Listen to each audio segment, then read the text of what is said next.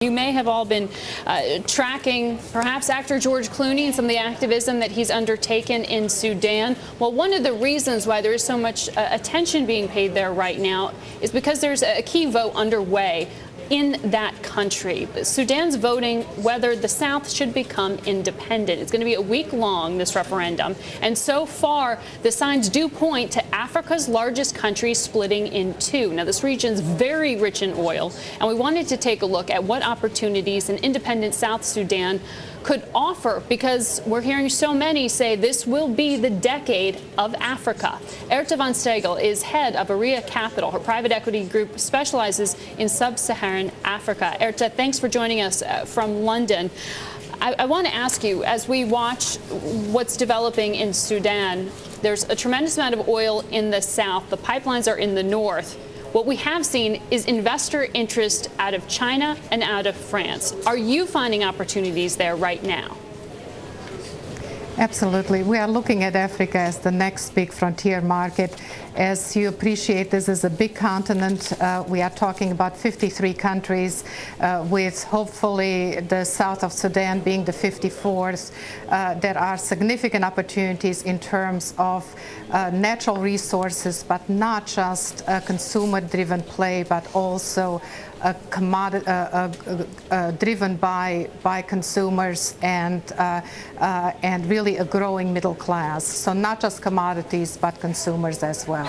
So what could Africa's potentially newest country present in the exact kind of opportunities you're finding? They've got the third largest oil supply out of any African country. I mean, how are you investing there?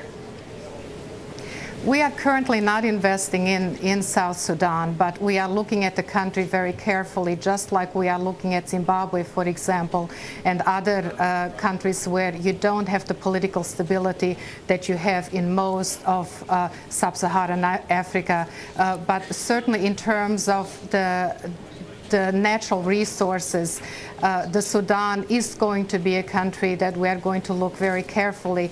Our main focus, though, is not on oil, but it is on renewable energy, because we expect that Africa will really represent a very meaningful investor opportunity in the renewable energy space, as well as in fossil fuels. But our primary focus is renewable energy.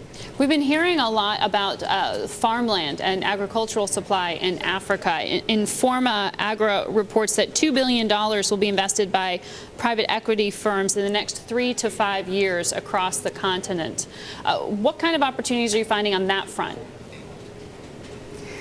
The agricultural space is indeed a key opportunity. If you think of Africa as a continent having 20% of the world's land mass, and a lot of land that is not cultivated yet, some people are looking at Africa as the new potential for a land grab.